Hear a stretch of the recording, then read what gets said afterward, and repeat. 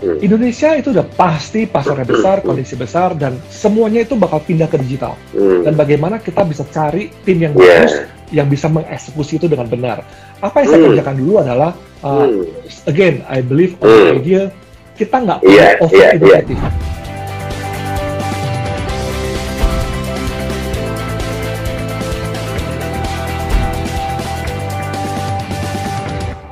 Hello. Hai Coach, apa kabar? Undesign, wah seneng banget nih bisa IG live bareng kita sekarang. Saya kabarnya luar biasa, disayang Tuhan. I'm blessed. How are you? Couldn't be better. Baru pulang dari kita ada sedikit time off sama family. Kan udah lama kita nggak ngapain kan, jadi we take 4 hari kita retreat sebentar, baru balik kemarin. Iya, makanya you look so fresh, luar biasa gitu ya. Fresh ya? Iya, very good. Aku nggak pernah live siang-siang, biasanya malam-malam. Oh iya? Nggak apa-apa, kita harus berbeda. Bisa dong. Iya, Andi, I'm planning to have 2 months holiday juga nih, ke depan. Wow. Iya. Bukannya pengen. Coach Paul itu memang holiday terus? Autopilot semua. Kerja juga, tapi memang kita berusaha untuk bikin bisnis supaya profitable, bukan cuma profitable tapi autopilot gitu kan ya. Siap. So, tamu yang luar biasa, pasti semuanya siap belajar di sini gitu ya. Bahkan sampai video ini IG Live ini di record juga nanti pasti akan ramai banget bisa belajar. So, Undesign ini banyak yang kenal, cuman buat yang belum kenal coba ayo. Boleh nih, Andi mungkin jelasin posisinya sekarang apa sih atau fokusnya apa sekarang ini biar yang belum kenal jadi semakin kenal.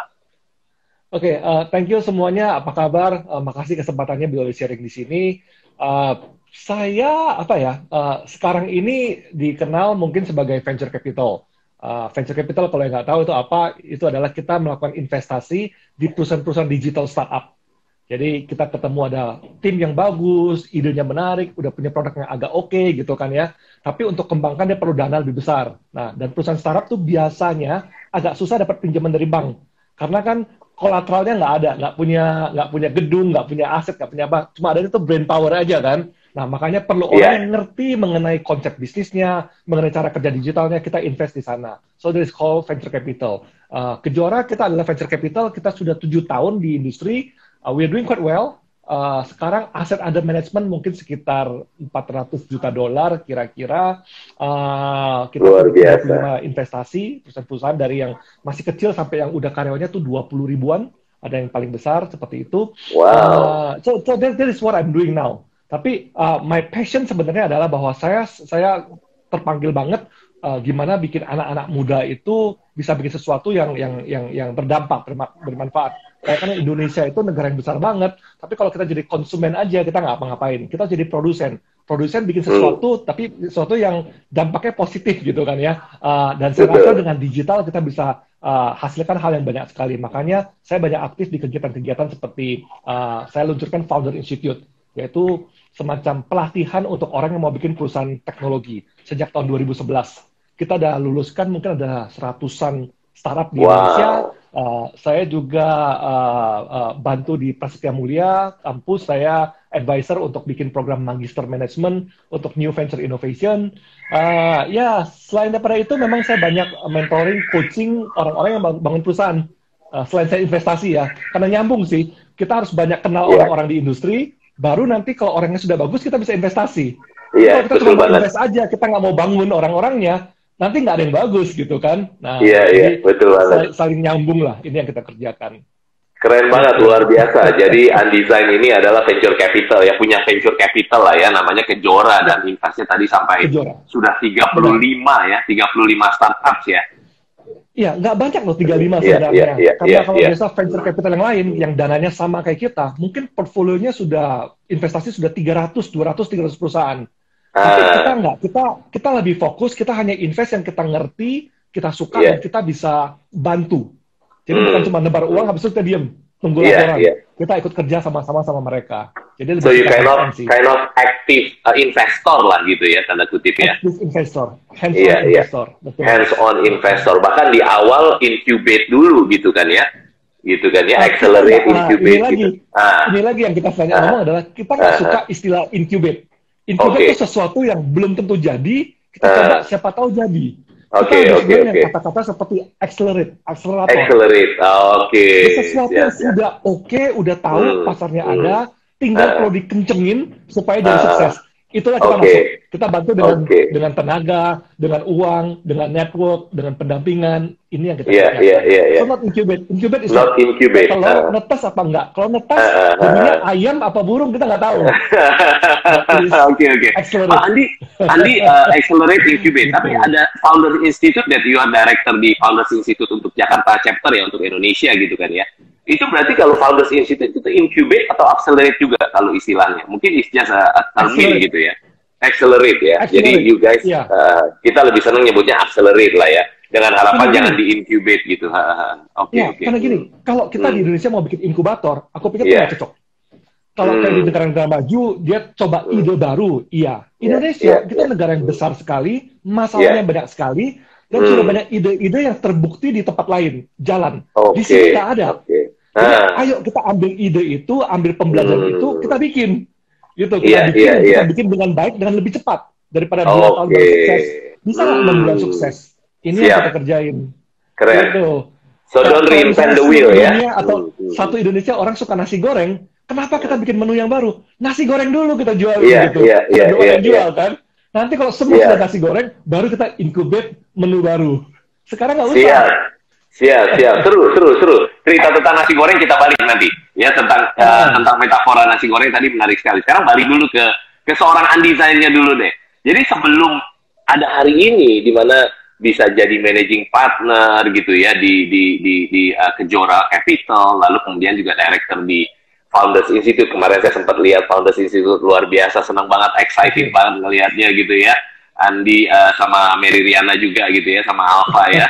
Salut, keren, luar biasa gitu. Luar biasa. I'm inspired, I'm very inspired gitu. Nah, jadi seorang undesign ini kehidupan sebelumnya gimana sih?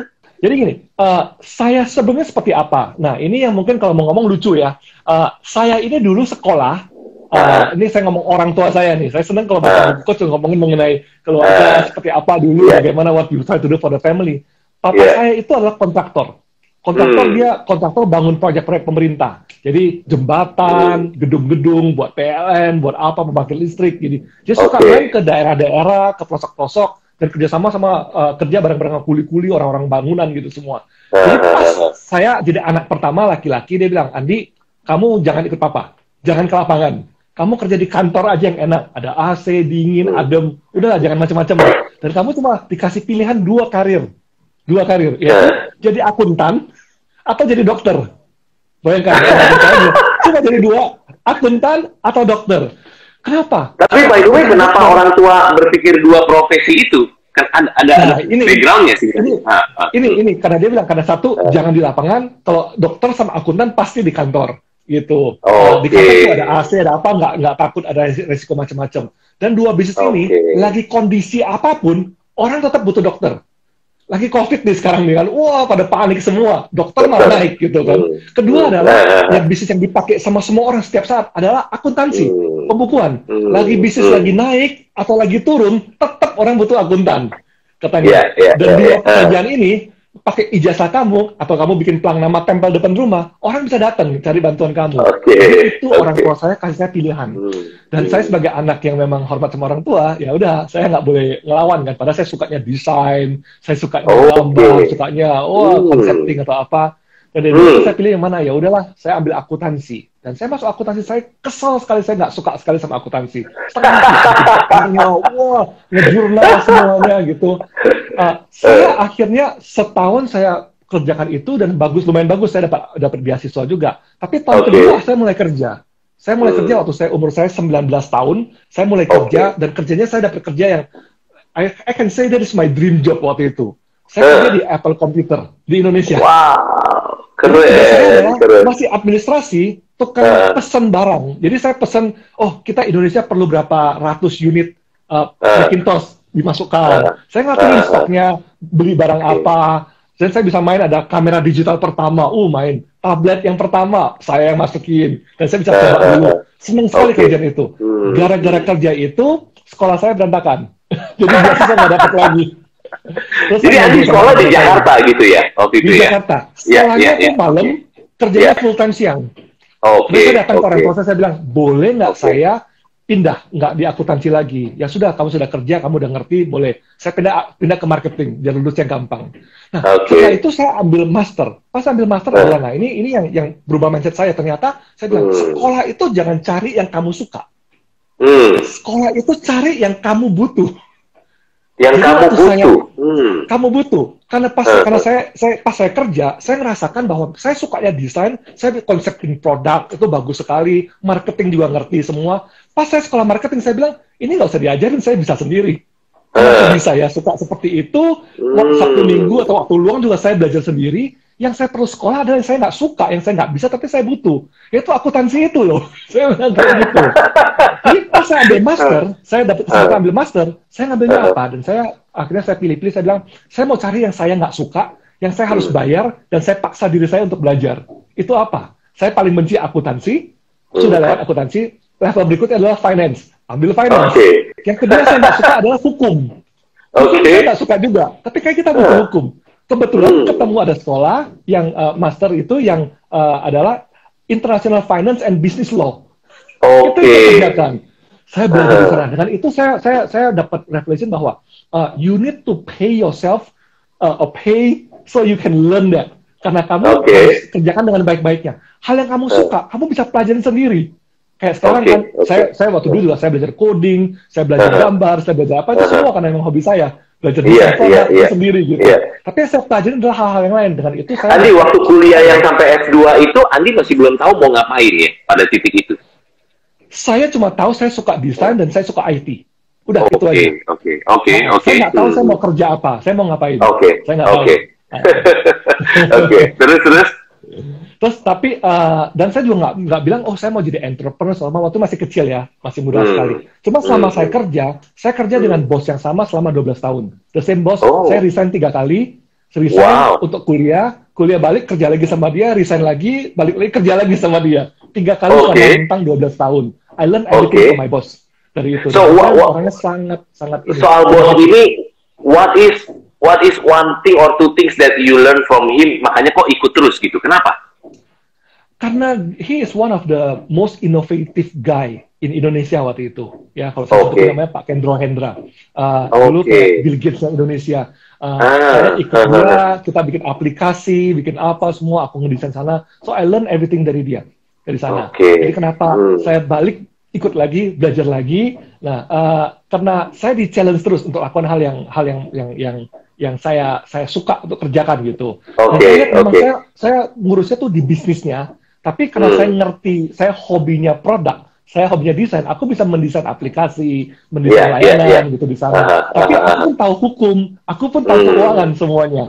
Ini yang saya lihat benar-benar membantu saya jadi seorang orang yang lebih komplit gitu kan. Sehingga saya ketemu pada satu saat, maybe you hit the ceiling, you outgrow the company juga. Dan saya akhirnya mundur. Pada saat umur saya 30 tahun, akhirnya saya mundur, baru saya bikin perusahaan sendiri. Tapi dari 19 tahun sampai umur 31 kalau nggak salah, saya with the same boss. Oke. So, Andi waktu bikin perusahaan sendiri langsung ke Jora atau apa ceritanya? Enggak. Saya mulai ada beberapa perusahaan, waktu saya masih kerja, saya sempat bikin warnet pertama dan terbesar di Indonesia. Waktu itu, berapa itu? Itu ada 100 lebih komputer, high-spec semua di Ratu Plaza, itu kan my first project. Kemudian saya mulai bikin perusahaan yang sistem integrator. Jadi bantu perusahaan terutama telco untuk bantu bikin sistemnya untuk mereka. Dan sana saya belajar bahwa industri mobile itu gede sekali. Indonesia bukan negara yang internetnya pakai desktop tapi pakai handphone. Dan kita yang bangun aplikasi di sana pertama kali waktu itu. Saya ingat saya dengan partner saya, kita punya perusahaan namanya Elasitas. Kita ditunjuk sama Nokia untuk bangun portalnya Nokia. Tahu kan kalau ada homepage-nya satu perusahaan, homepage Nokia tapi yang di handphone. Jadi kalau di mobile Nokia yang tahun berapa? Ingat lah kalau masih orang-orang ini masih ingat handphone Nokia ya. handphone Nokia Tiga yang satu satu kosong gitu ya kalau nggak salah ya. benar. Nokia pisang, Symbian. Jadi mulai handphone yang berwarna, Nokia yang berwarna. Kalau kita klik homepage-nya atau service, ada portal yang terbuka. Itu yang bikin kita. Oke. Perusahaan kecil di Indonesia dulu cuma berapa karyawan, 5-6 orang karyawan, kita bikin buat Nokia di sekitar 30-an negara, belasan bahasa. Itu kita kerjakan di Indonesia. Programming language-nya Symbian waktu itu gitu, enggak? Atau udah? Symbian itu enggak, itu browser based UML. HTML zaman dulu. Jadi ini yang kita mulai. Jadi we try to break the link. Kenapa sih kita nggak bisa? Kita bisa mulai itu kenapa? Karena waktu itu kita bangun portal buat Nokia Indonesia dan bagus. Kan Nokia pernah punya handphone yang warna. Kalau handphone warna browsing gimana ya? We actually build a very nice portal buat mereka. Dan itu jadi case study bawa ke Singapura, sampai case study bawa sampai ke headquarter di Finland. Kita kontak sama mereka, kok ada orang Asia bisa bikin ya? Kita bikinin case study buat mereka, mereka suka, akhirnya satu dunia itu kita kerjakan buat Nokia. That's how I started my first business. Oke, awesome. Jadi nyambungnya itu akhirnya setiap kali ada orang-orang industri mobile mau masuk ke Indonesia, mereka bicara sama Telkomsel, Indosat, dan mereka bilang, oh, you talk to this company. Mereka yang bisa ngurusin produk-produk global. Nah, saya bisa luncurkan waktu itu, kita dipercaya luncurkan Yahoo Marketplace di Indonesia, kita juga launch Disney Mobile di sini, banyak perusahaan gaming, itu masuk ke Indonesia juga kita yang bantu, aku juga jadi konsultan untuk beberapa perusahaan-perusahaan digital untuk di sini. Dan dari sana akhirnya saya jadi suka bangun perusahaan. Ya, jadi saya bikin perusahaan sudah selesai, company saya yang pertama itu saya jual. Saya jual terus saya bikin lagi yang kedua. Kenapa? Waktu itu saya pertama kali mulai, kalau tahu zaman dulu ada SMS service. SMS berlangganan, kuis, ada apa. Itu saya mulai tahun 98 waktu itu bikin perusahaan itu. Terus jalan, tapi lama-lama saya nggak ada damai sejahtera. Karena service jadi aneh-aneh. Jadi kuis-kuis yang ada pulsa, yang apa. So I don't think this is what I want it to be. When I start the service, itu buat informasi kan. Orang cek harga emas berapa, harga saham berapa, gitu. Kok jadi malah kuis-kuisan, jadi apa. Dan saya lepas saya jual perusahaan itu, saya mulai bikin perusahaan baru lagi. Dan waktu itu saya belajar mengenai ini. Zamannya pindah tuh, kayak perusahaan teknologi mulai muncul. Jadi, startup teknologi. Dikasih uang sedikit, maksudnya gitu, siapa yang kasih uang sedikit ke Andi? Ada teman saya, ada orang atau? Yuk kita investasi teknologi. So, saya dikasih uang sedikit, mari invest on this company. Saya lihat waktu itu ada Kaskus. PE, Ada beberapa teman-teman kumpulin dana, yuk kita bikin semacam, dulu belum ngomongnya venture capital. Namanya adalah butik katanya. Ya, kita ngomong khusus di PE butik, PE-nya kecil gitu, namanya butik gitu ya. Kecil, cuma mau bilang small PE malu ngomongnya butik PE. Tapi fokus di perusahaan teknologi. Fokus di perusahaan teknologi. Jadi kita invest di perusahaan cuma gini, waktu itu saya dapat dananya, kemudian kita mulai masuk ke perusahaan-perusahaan teknologi. Saya lihat-lihat, waktu itu ada Kaskus, ada Koprol, ada beberapa. Dan pas saya tanya mereka bilang, wah perusahaan kita bertumbuh pesat, revenue kita sekian, user kita sekian, terus dia minta pendanaan, wah $2 juta. Apa? Saya bilang, customer kamu berapa? Oh, 300.000, 500.000. Zaman dulu ya, itu sekitar 15 tahun yang lalu lebih gitu. Terus saya bilang, saya datang dari industri mobile. Industri mobile, saya dapat customer 2 juta, itu 2 minggu. Saya bilang. Jadi kalau kamu dapat 300.000 customer, terus mau harga tinggi, saya bilang, enggak masuk apa gitu kan. Akhirnya dan saya lihat juga orang-orangnya kita waktu itu nggak siap untuk bangun perusahaan teknologi. Belum bagus. Pasarnya besar, tapi orang nggak bagus. Saya kembalikan uangnya ke teman saya. Ini nggak jadi, saya pulangin deh. Terus what happen adalah saya mau belajar. Pada saat itu berarti Andi lagi nggak punya bisnis ya berarti ya? Karena baru jual bisnis atau gimana waktu itu? Titik itu. Saya datang, saya ingat, saya muter-muter ketemu beberapa perusahaan besar, termasuk Facebook. Waktu itu Facebook. Oke, siap. Saya punya satu perusahaan lagi yang saya bantu Yahoo launching di Indonesia. Jadi saya jadi semacam apa ya? Jadi partner dari perusahaan luar negeri untuk launching di Indonesia. Jadi kayak Yahoo mau bangun Yahoo Marketplace, aku bangunin, aku hubungkan dengan telco, launching service-nya, dan ada beberapa service seperti itu. Doing well, kita punya karyawan juga berapa? Cukup banyak, 100 orang gitu. Tapi habis itu go to the next level, saya bilang saya pengen tahu seperti apa. Dan makanya saya ke Silicon Valley, saya ada teman saya diajak muter-muter keliling-keliling dan ketemu banyak perusahaan. Andi tuh umur berapa tahun ini? Saya ketemu, ingat kalau zaman dulu ada Friendster. Oh wow, makanya tahu Friendster ya. Itu mereka udah punya. He doesn't look like 47. Wow, amazing. Iya, iya, iya, iya. Nah. Saya 47 tahun ini. Oke. Oke. Dia harus diganti, nggak boleh inkubator berarti, harus accelerator. Sudah mulai kerja, nah saya lulus kuliah di Australia, sudah mulai kerja di sana, kebetulan dia kerja di inkubator. Oke, iya. Accelerate aja. Oke, copy, tapi jangan paste, kalau bisa improve terus accelerate gitu ya, Andi ya. Oke, go back. You go to Silicon Valley. Terus. Inkubasi, akselerasi aja. Iya. Oke. Improve, benar. Ya. Dan saya cari perusahaan-perusahaan, saya bilang kan yang bisa dampak besar adalah yang bergerak di bidang sosial media itu keren banget. Zaman dulu kan masih Friendster. Friendster itu gede, 18 pas 19 juta user dia udah punya. Terus ada itu saya ke kantornya Facebook juga. Facebook kalau nggak salah berapa? Cuma 300 orang, masih kecil. Dan Facebook itu waktu itu baru punya 800.000 customer di Indonesia. Masih kecil. Saya datang ke mereka. Dan saya ngobrol sama mereka sih. Pas saya datang ke Friendster, wah sombongnya minta ampun. Wah kita sudah besar, kita udah ngerti semuanya. Kita bangun tim di Filipina, kita hire orang XTV, we know what we are. Saya di Indonesia, I'm in mobile industry, I know this industry, I can help you. Dia bilang, gak usah. Ya sudah, saya ke Facebook. Ngobrol sama Facebook. Tapi nggak ketemu Mark Zuckerberg, ketemu sama head of mobile-nya. Karena saya orang mobile kan, sama mobile-nya. Dia bilang, oh ya, Indonesia growing gede banget, tapi kita lagi panik sekarang, nggak tahu ngapain. Yuk, kita ngomong lagi tahun depan. Dan saya ngomong ke beberapa perusahaan. Waktu itu ada satu perusahaan namanya itu Mic33. Social network kecil. Wow. Mic33 itu jadi sosial media gitu, Andi. Mereka nggak ngerti, saya ketemu, saya bilang, ayo saya bantuin kamu. Dan saya bantu perusahaan itu dalam 1,5 tahun kita customernya. Saya bantu mereka bisa IPO. Iya, sosial media, tapi untuk kalangan menengah ke bawah. Sampai sekarang masih eksis itu, Mic33. Itu luas sekali. Jadi kita bisa bantu launching, bahkan siap. Terus. Berapa tuh, cukup lama. Jadi saya bantu satu perusahaan. Terus satu lagi perusahaan yang ini. Sekarang sayang sekali habis mereka IPO tuh bubar perusahaannya, gitu. Tapi satu saat pernah dia value-nya few hundred million. Kemudian satu service yang ini video service. Apa yang mereka bikin adalah bantu orang nonton video di handphone yang jadul, handphone Cina. Di videonya jadi hemat bandwidth, nonton di handphonenya. Saya bantu itu satu perusahaannya. Akhirnya mereka juga bertumbuh, dapat funding, udah cukup besar. Sekarang jadi View. Dulu namanya ViewClip. Nah, jadi ada beberapa lagi yang saya sempat bantu. Dan ini kita kerjakan. Dari sana saya belajar. Kenapa? Kalau waktu saya mau invest di Indonesia waktu itu, saya lihat bahwa pasarnya besar, uang ada, tapi foundersnya nggak siap. Waktu itu saya belajar, saya ke Silicon Valley, cari orang yang sudah bagus, sudah pintar, timnya kuat, produknya kuat, tapi nggak punya pasar.